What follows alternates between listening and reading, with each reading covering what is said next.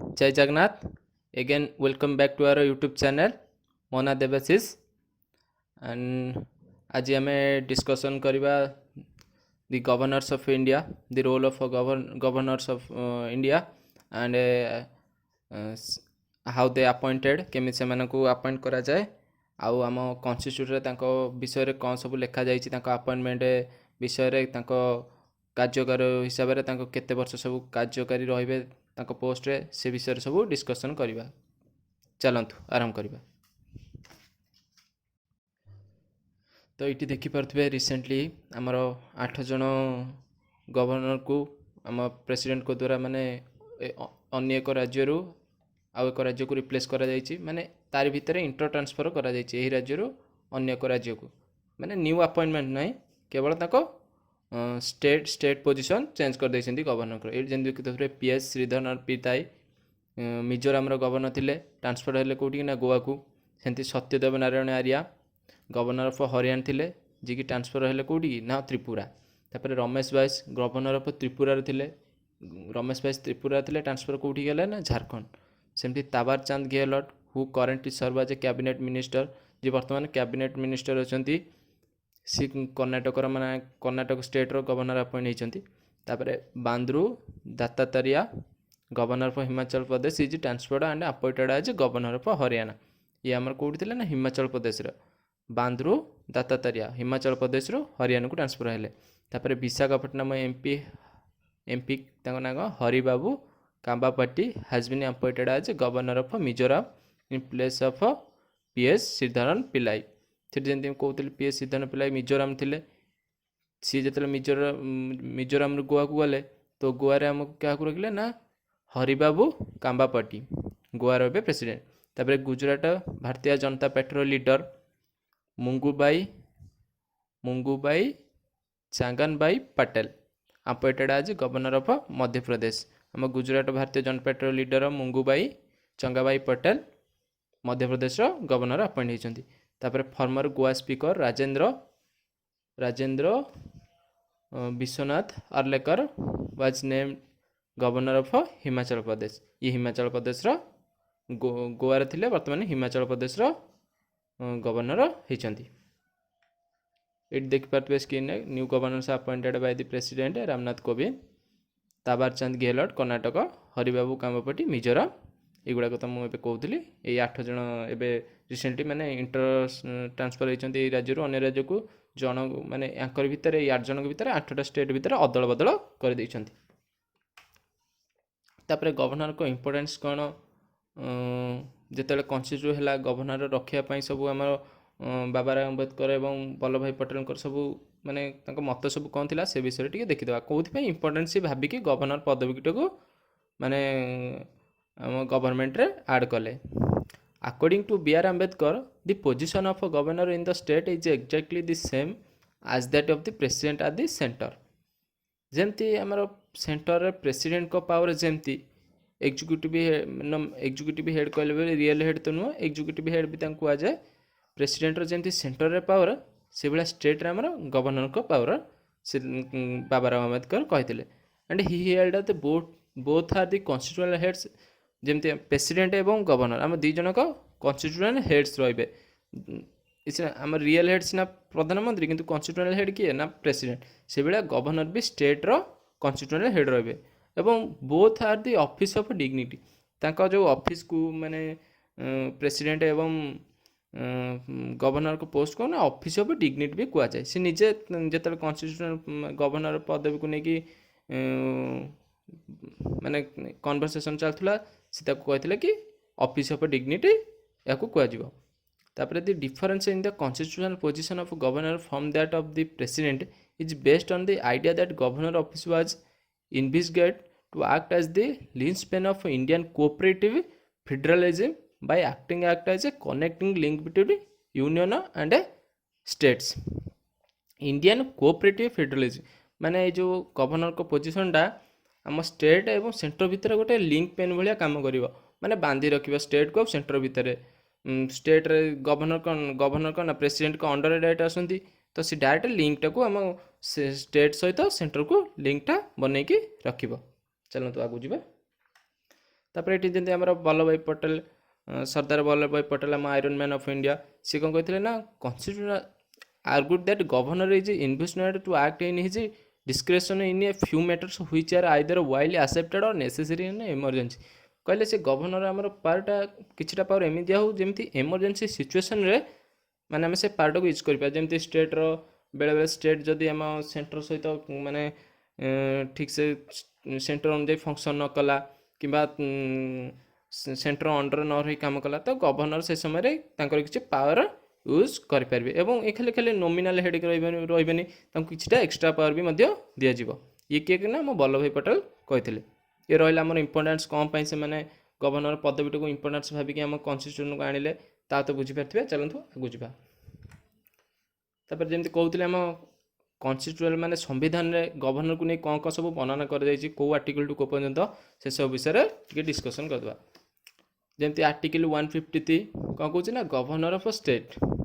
there shall be a governor of each state article 150 कौन कि प्रति राज्य रे कि यूनियन टेरिटरी रे जड़े लेखा गवर्नर रहा निहाती दरकार तापर 154 executive power of state the executive power of the state shall be vested in the governor and shall be exercised by him either directly or through officer subordinate to him in accordance with his constitution माने executive power आम किए रे ना governance जमी article 53 कौन कहे ना president को आम एग्जीक्यूटिव हेड बोली आम कंट्री मानु सेमती 154 ना गवर्नर को आम एग्जीक्यूटिव पावर ऑफ स्टेट मानवा सी सब आम स्टेट जो जितक सब डिसीजन नि से एक्सरसाइज माने पार्टिसिपेट करेंगे जमी प्रेसिडेंट को पार्टिसिपेट निहाती दरकार चलतु नेक्स्ट को जा आर्टिकल 155 आर्टिकल 155 कौन कहे ना appointment of a governor the governor of state shall be appointed by the president bye warrant under his hand and seat ना गवर्नर को अपॉइंटमेंट की करिवो ना प्रेसिडेंट तापर 156 term of office of governor का term केते समय रहबा दरकार the governor shall hold office during the pleasure of the president को अनुसार ही से पदवी रे प्रेसिडेंट को अनुसार ही से इस्तीफा देवे प्रेसिडेंट ही रेजिग्नेशन एक्सेप्ट करेंगे तापर 2 the governor may be writing under his hand address to the president resign his office जमी कहते कि रिजाइनटा से डायरेक्ट मोर प्रेसिडेंट को देवे प्रेसिडेंट ही अप्रूवल देवे चलो तो subject to the foregoing provisions of the article a governor shall hold office for a term of 5 years from the date on which he enters upon his office माने जो दिन से appointment हे governor रूप में शपथ ने से दिन टू 5 वर्ष पर्यंत से कौन पदवी रे चलतु नेक्स्ट बुझा तापर ओथ जदि आम गवर्नमेंट को अपॉइंट करागला ओथ भी किए ने यहाँ बहुत इंपोर्टाट माने क्वेश्चन भी पके आस सारी the oath of office to the governor is administered by the chief justice of a concern high court and in his absence by the senior most जज of high court available governor को आम शपथ किए देवे जदि president आमर कौन पदवी पर नियुक्ति देवे किंतु ओथ किए देवे ओथ होती आम किए देवे ना chief justice of concern high court मन रखु हाई कोर्ट चीफ जस्टिस जदि चीफ जस्टिस आम आबसेंट थे जगह किए देवे ना सीनियर मोस्ट जज जे हाईकोर्टर थे by the 7th constitution amendment act of 1956 same person can be appointed as governor of 2 or more state 7th constitution amendment act of 1956 आ द्वारा कौन ना सेम पर्सन कैन बी माने जड़े पर्सन गोटे किंबा दुईटी राज्यर गवर्नर रही पारे जमी आम तमिल साई सुंदरन बर्तमान अच्छा कौट ना तेलंगानार भी गवर्नर अच्छा सहित पुडुचेरी भी गवर्नर अच्छा यूनियन टेरिटरी पुडुचेरी सहित स्टेट्र माने से जड़े गवर्नर दीटा गोटे यूनियन टेरिटरी आ गोटे स्टेट को रिप्रेजेंट कर चलतु तापर आर्टिकल 158 157 एंड 157 एंड 158 कौन कहना qualification and conditions for appointment qualification कौन रही दरकार should be citizen of India से भारतीय नागरिक होता दरकार should have completed 35 years of age बयस कम से कम 35 होता दरकार and should not hold any office of property under the union government और स्टेट गवर्नमेंट और एनी लोकल अथॉरिटी और एनी अदर पब्लिक अथॉरिटी से मैंने को आम स्टेट चाकरी कि गवर्नमेंट चाकरी नथिबे को ऑफिस ऑफ प्रॉपर्टी होल्ड कर नथिबे एंड एनी लोकल अथॉरिटी नथिबे और एनी अदर पब्लिक अथॉरिटी रे मध्य नथिबे सिंपल कहला भाया सी आमर सरकारी नौकरी माने सरकारी चाकरी एवं स्टेट गवर्नमेंट चाकरी एमती किसी पदवी नथिबे जो से माने सरकार एमती किसी पदवी नथिबे जो फायदा होतु should not be member of either house of parliament or a house of the state legislature से कंडीशन कौन रही दरकार ना से either house of parliament member होई नथिबे कि house of state legislature member होई नथिबे ना आम सांसद से मेंबर होई नथिबे कि विधानसभा भी मेंबर होई नथिबे जेमती आमर एबे गेहलोट साहब होइचंती आमर कोठी ना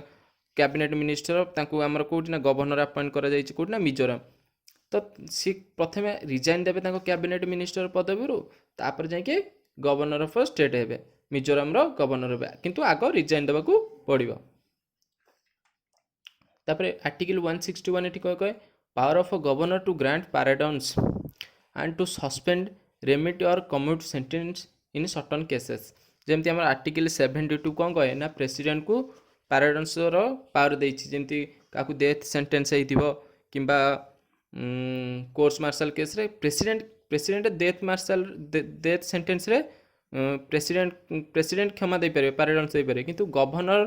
आमर डेथ सेंटेंस किंबा कोर्स मार्शल रे पाराडन्स दे पारे किंतु आउ किछिटारे से पाराडन्स दे पारे the governor of state shall have the power to grant pardons reprieves respites or remissions of punishment or to suspend remit or commute the sentence of any person convicted of any offence against law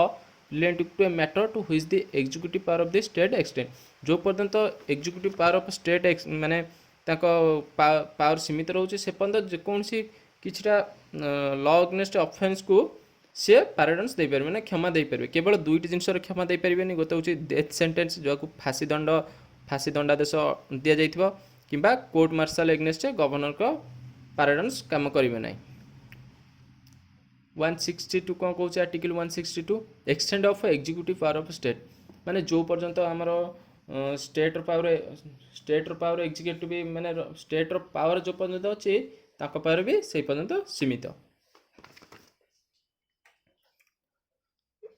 the term of governor's office is 5 years but is can be terminated earlier by dismissal by the president on the advice of the council of a minister headed by the prime minister of the country ये कौन कह ना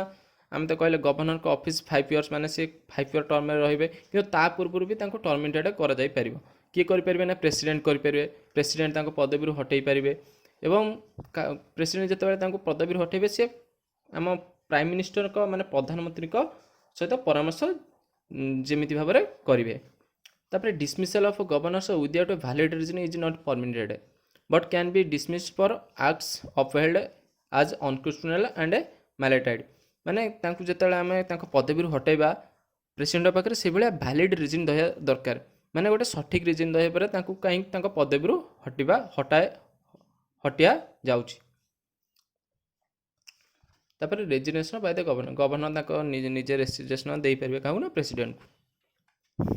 तापर ये देखिपारे ये तो रहा आमर आम जमी डिस्कसन कले जे गवर्नर केमी अपॉइंटमेंट होती कन्स्टिट्यूशन रोल कौन बाबा राव अम्बेडकर कौन कहते सरदार वल्लभ भाई पटेल कौन कहते पावर को लेकिन